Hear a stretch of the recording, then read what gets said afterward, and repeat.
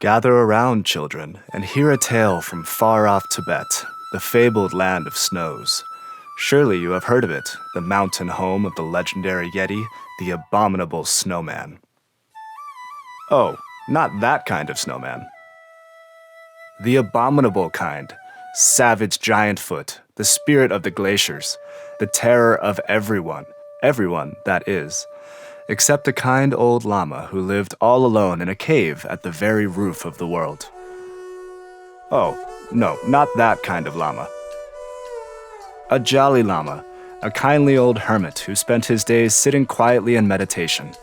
Each day as the golden sun crossed the sky, he thought marvelous kind thoughts, wishing peace and happiness for the world and all its creatures. Wishing harm to no one, he feared no harm. One bright morning, the good Lama finished his meditations, put on his handmade boots, and hiked down to the nearby village for the midsummer festival. But instead of cheerful music and tables heavy with food, he found only tightly locked doors and windows, and the village empty of people. He knocked at the first cottage he came to. The door opened a tiny crack. "Oh, most honored Lama," said the villager, "how auspicious that you have come. The terrible Yeti has torn up our fields and eaten our poor goats and yaks. We are afraid that if we come out, he will gobble us up too." "Never fear," said the Lama, who never did. "Yeti has a good meal in his belly now and won't bother you for at least a few days, I'm sure. It's safe to celebrate. Don't hesitate." Even though they still feared the Yeti might return, all the villagers trusted the stout-hearted Lama. They danced and sang and feasted for 3 days and nights. When the revelry had ended, they filled the Lama's pack with food, dried yak cheese, toasted barley flour, butter, and black tea, and wished him safe travels back to his mountain cave. That night, the good Lama stayed up late, praying for the peace and happiness of the villagers. He prayed, too, for the peace and happiness of the hungry Yeti. Indeed, for the peace and happiness of the whole moonlit world.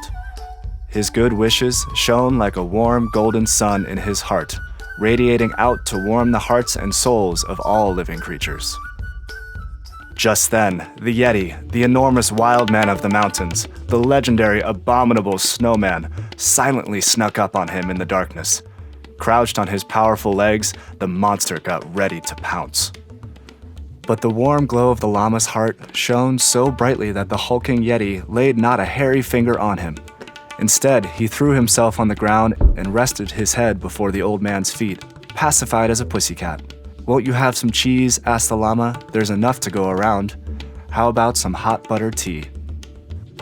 "Harumph!" the Yeti sniffed at the stinky cheese. Slurp. He tried the salty tea, rich with toasted barley. Would the Lama chase him off, as the frightened villagers always did? No. They just sat by the fire, munching yak cheese and slurping Tibetan tea like long-lost brothers. Now a peaceful glow grew in the Yeti's heart too. His fearful mind grew quiet. His body relaxed and grew still. For the first time in his life, he felt safe and at home.